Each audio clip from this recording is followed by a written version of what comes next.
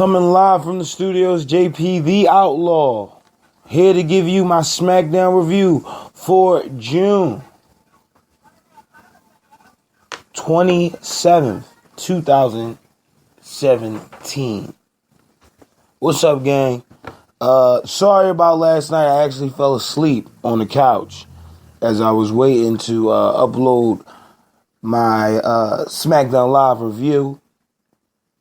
I had wrote my notes out and everything. Woke up late this morning.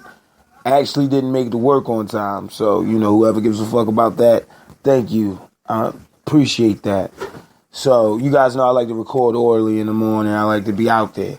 That way I give you a whole day. Maybe you want to listen to the Outlaw on the drive home or maybe on the drive to work. Who knows?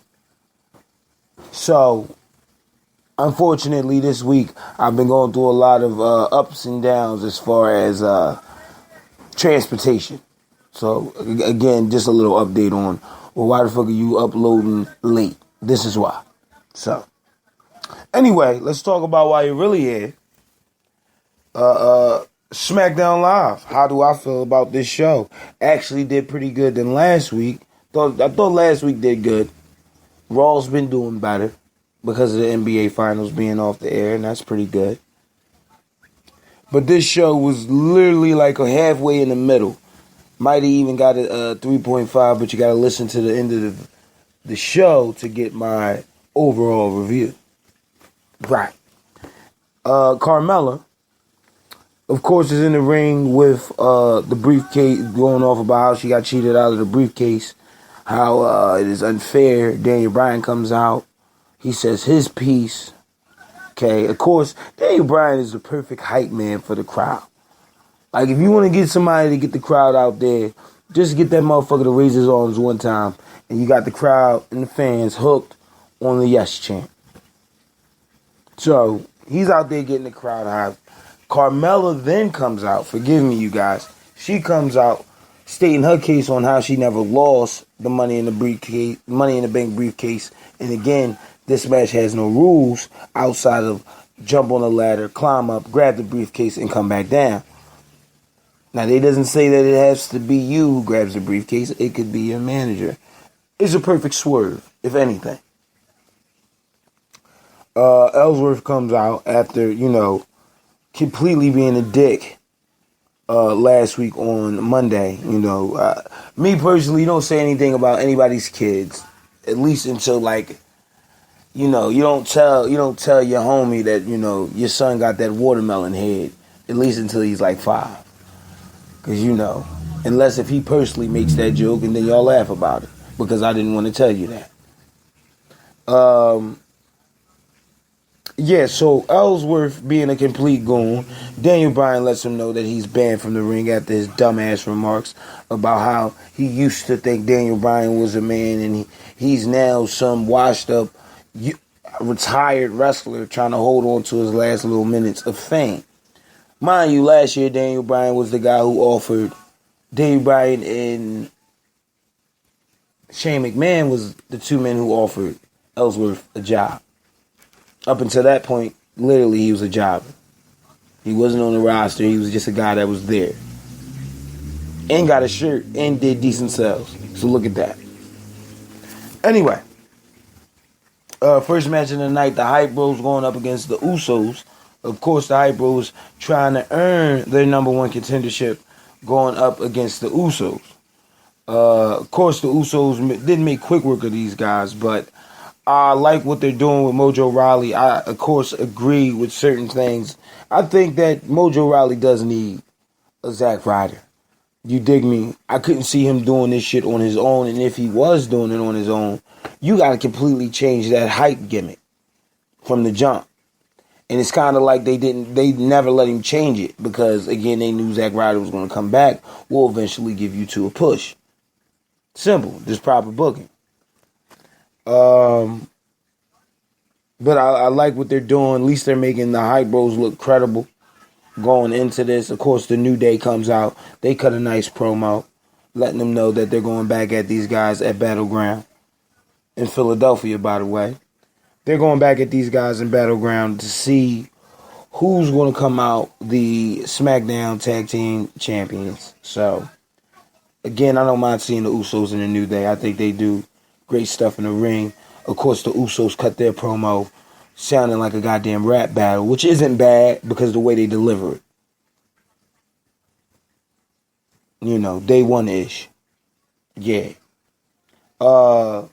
Fandango and Tyler Breeze does another Fashion Files, and this time they got the Ascension sitting in there trying to figure out what they're going to do as far as with the Ascension, because they assume that the Ascension was the ones who trashed their little office for the Fashion Files.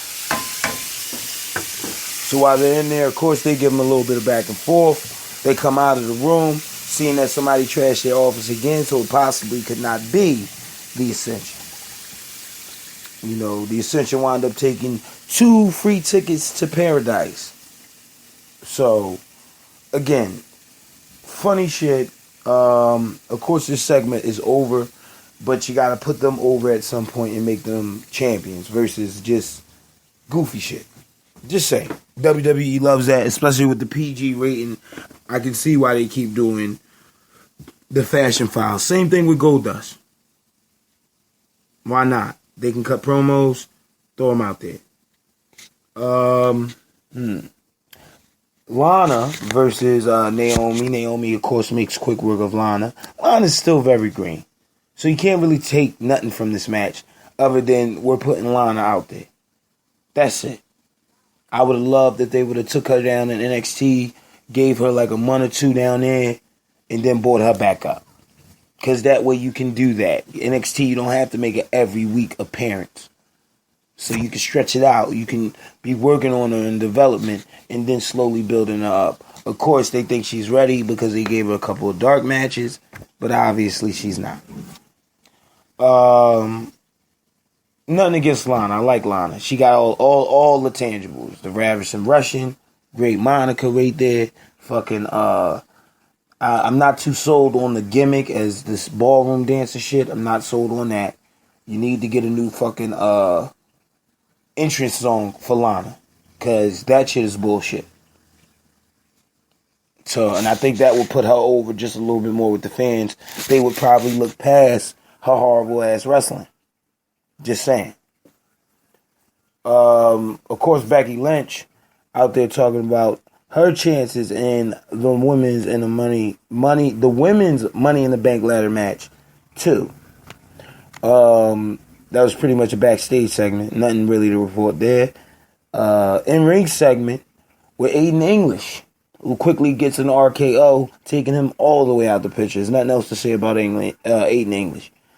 Randy Orton stages a sit-in, and he wasn't going to move out the ring until, of course, Shane McMahon or Jinder Mahal came down there to remove him.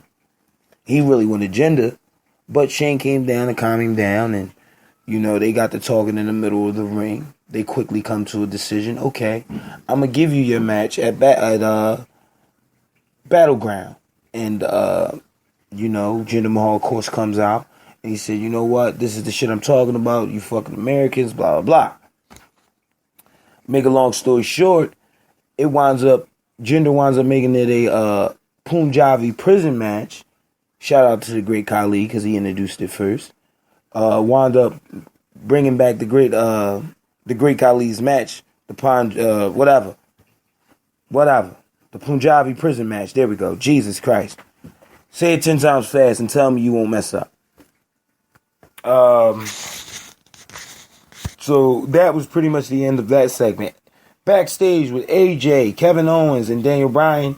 Daniel Bryan is pretty much talking to AJ. AJ wants another shot at the U.S. title, and Kevin Owens, of course, walks up. You know, I'm hosting this U.S. Open only for cats that are not signed to the roster to give the indie guys or the hometown heroes a chance. Understood. Same thing Daniel Bryan said as AJ agreed with Daniel. But Daniel comes up with a good announcement. We're going to have a Royal Rumble for the 4th of July episode to see who will be the number one contender for the U.S. title. Again, showcasing the U.S. title. You should have been doing that. I don't know what the fuck happened at Money in the Bank. And everybody's allowed one. Where the fuck is Ty Dillinger? You could have used Mojo Rawley. Even though he wasn't going to win. You knew that. But you could have used him. Just saying. Again, where the fuck is Ty Dillinger? This is like 3-4 weeks, no Ty. I haven't seen him since the call-up. Moving on from that announcement, you get a pretty much a segment that was about to be about Mike Bennett and Maria Kanellis. And Sami Zayn comes out on some asshole shit, just like literally breaks that shit up in the middle of them getting ready to do all their love, kiss shit, and then walk back and apologize. Again, I wouldn't mind seeing Mike Bennett versus Sami Zayn. They've done it in ROH. That would probably be a good match. That could definitely hold Sami Zayn over until you figure out what the fuck you're going to do with him. Mike Bennett, of course, could use the rub outside of Maria, who's already a known female wrestler for the WWE. Of course, that quickly gets shut down. Sami Zayn runs past these guys. He's in a match with Baron Corbin, your Money in the Bank winners. Their match was actually pretty good. I wouldn't mind giving that match the match of the night because, you had the women's match, which not going to take away from it. It did pretty good. I think it was better than the first one, but not enough time to do what they needed to do in the ring. There's a story to tell, people, and if you can't catch the story, I don't know what to tell you. Don't be a fan. Don't look at it from your childhood eyes. Use your adult eyes and take a look at it. Okay? I'm a fucking fan as well. I wouldn't be making this goddamn podcast if I wasn't. But I definitely want to, again, curb the minds of the casual viewers. Because I was once a casual myself. And I know how being a casual can block you from what the fuck is going on. No way you should have had Dean Ambrose fighting a fucking bear on Monday Night Raw. Or dressed up as a bear on Monday Night Raw. And that's just part of what the fuck is going on in 2017. But they get certain things right. I think they're booking Sami Zayn horrible. It's pretty much 50-50 booking between him and Baron Corbin. Sami Zayn won all last month against Baron Corbin. It wouldn't surprise me if Baron Corbin wins all this month. Here's the first match right here. Of course, Baron Corbin wins. Picks up the win. But looking in the background was Shinsuke Nakamura, who watched the whole match. And of course, after the match, he even said, you know what? Baron Corbin's dangerous. But, he's the king of strong style, so on and so forth. Fair enough. I wouldn't mind seeing Baron Corbin and Shinsuke Nakamura going at it at Battleground. That's a decent match. These two dudes could probably go at it. I don't know how the fuck you pull a Kinshasa on Baron Corbin. I think he's still taller than fucking Shinsuke Nakamura after you chop him down. But again, I wouldn't mind seeing that match. But quickly going over the women's Money in the Bank ladder match. Now, I don't mind the finish. I don't mind how everything panned out. I would like to think that the WWE from time to time fuck up and, again, pulled another fast one over the fans. I gave you the same match, just on the left, instead of in the right. It was the same fucking match. Outside of fucking Charlotte damn near killing herself in the first one. Outside of that, it was pretty much the same fucking match. But it was way better presented than the first one. Now, of course, you had, again, Ellsworth come out towards the tail end. He tried that same move. Of course, Becky Lynch was there to kick him off the joint against the ropes. Carmelo should not be swinging a fucking chair because it looked like the chair almost swung her. But yet and still, she hits Becky Lynch in the back, knocks her out, climbs up and grabs the briefcase. That's a fucking complete swerve. It's not us sharing the